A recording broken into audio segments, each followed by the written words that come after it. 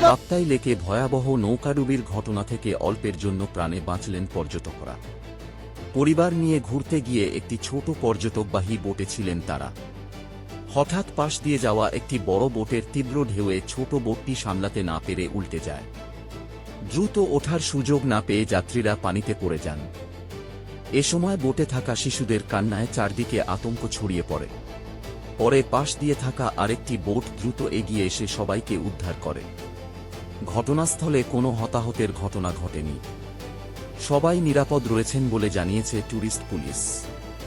এরকম আরও আপডেট পেতে আমাদের চ্যানেলটি সাবস্ক্রাইব করুন।